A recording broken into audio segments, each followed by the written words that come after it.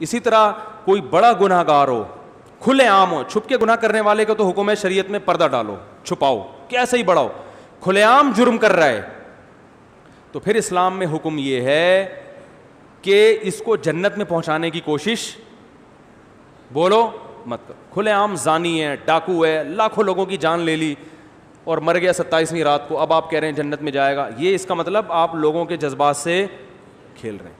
آپ یہ نہ کہیں کہ جہنم میں جائے گا, کیونکہ یہ تو اللہ ہی کو پتہ ہے کہاں جائے گا, لیکن کم از کم یہ بھی نہ کہیں کہ جنت میں جائے گا. اگر برے الفاظ سے یاد نہیں کریں تو اچھے الفاظ سے بھی یاد نہ کریں. سمجھ رہے ہو کہ نہیں سمجھ رہے؟ وہ گورباچوف تھا نا جس نے افغانیوں کا خون کیا تھا, 16 لاکھ افغانی قتل کر دیے تھے اس نے رشیا کی جنگ میں.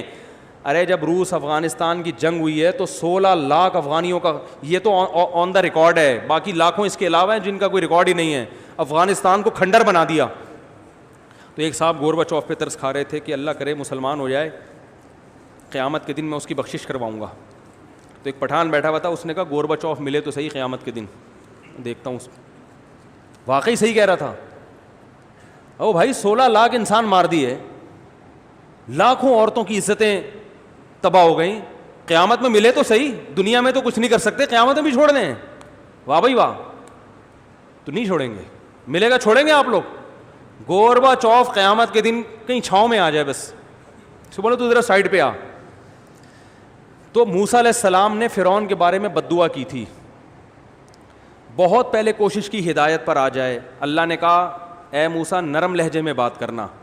تو پہلی دعوت تو یہی ہے نرمی سے, قولا لہ قولا لینا, نرم بات کرنا. حالانکہ ہزاروں بچوں کا قاتل ہے, لیکن اللہ چاہتے ہیں کہ توبہ کی توفیق مل جائے. اے موسیٰ نرم لہجے میں بات کرنا, شاید سدھر جائے. موسیٰ کلیم اللہ نرم لہجے میں بات کر رہے ہیں, ہر طرح سے فرعون کو سمجھا رہے ہیں میں تیرا خیر خواہ ہوں. فرعون نہیں مان رہا, کہہ رہے معجزے دکھاؤ. معجزے دکھا دیے. فرعون نے کہا جادو ہے, جادوگروں سے مقابلہ کرواؤں گا. مقابلہ کروا دیا. جادوگروں نے خود گواہی دے دی بھائی یہ معجزہ ہے, جادو نہیں ہے. جادوگروں کے ہاتھ پاؤں کاٹ کے لٹکا دیے. پھر بھی اللہ نے مہلت دی, توبہ کر لے اب. پھر اللہ نے مینڈکوں کا عذاب بھیجا, ٹڈیوں کا عذاب بھیجا, جوؤں کا عذاب, ہر طرح کے عذاب بھیجے. جب موسیٰ علیہ السلام دعا کرتے عذاب ٹل جاتا, دعا نہیں کرتے تو عذاب نہیں ٹلتا. صاف دکھا دیا وجاہدوا بہا واستیقنتھا انفسہم. اللہ فرماتے ہیں فرعون اور اس کے درباریوں کو یقین ہو گیا کہ یہ اللہ کا پیغمبر ہے, یہ جھوٹا نہیں ہے, پھر بھی انکار کرتے رہے. بالآخر جب ظلم انتہا ہوئی ہے نا, تو پھر موسیٰ علیہ السلام نے بد دعا کی ہے, اور ہارون علیہ السلام نے بھی ہاتھ اٹھائے, اے اللہ اب فرعون کو تباہ کر دے, اور پہلا دعا میں تجھ سے یہ مانگتا ہوں کہ اس کو اس سے ہدایت کی توفیق سلب کر لے. ربنا اطمس علی اموالہم واشدد علی قلوبہم.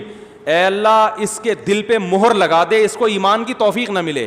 ایسا نہ ہو کہ اتنی بدماشیاں کی ہیں اس نے, اب جب اس کی ہلاکت کا وقت آیا اور ہمارا وقت آیا کہ ہمیں ظلم سے نجات ملے, پتہ چلا یہ کلمہ پڑھ کے کیا ہو گیا, مسلمان. اور اللہ کا قاعدہ ہے کہ جب کوئی کلمہ پڑھ کے مسلمان ہو گیا 99 سال میں بھی, تو اللہ پچھلا سب کیا کر دیتے ہیں, معاف. اے اللہ اب کلمہ پڑھنے تیرا اصول تو چینج نہیں ہو سکتا, کلمہ پڑھے گا تو نے تو معاف کرنا ہی کرنا ہے. میں یہ تو نہیں کہتا کہ اپنا اصول چینج کر لے, یہ تو نے کرنا نہیں ہے. موت سے پہلے جو توبہ کرے گا تو نے معاف کرنا ہے, یہ تو تیرا لگا بندہ اصول ہے, یہ اصول تو تیرا چینج نہیں ہو سکتا. اب میں یہ تو نہیں کہہ سکتا کہ فرعون کے حق میں یہ اصول چینج کر لے, نہ, یہ تو تیرا اصول ہے کہ مرنے سے پہلے جو توبہ کرے گا وہ توبہ قبول ہوگی, بشرطے کہ بالکل حالت نزع کی کیفیت میں نہ ہو.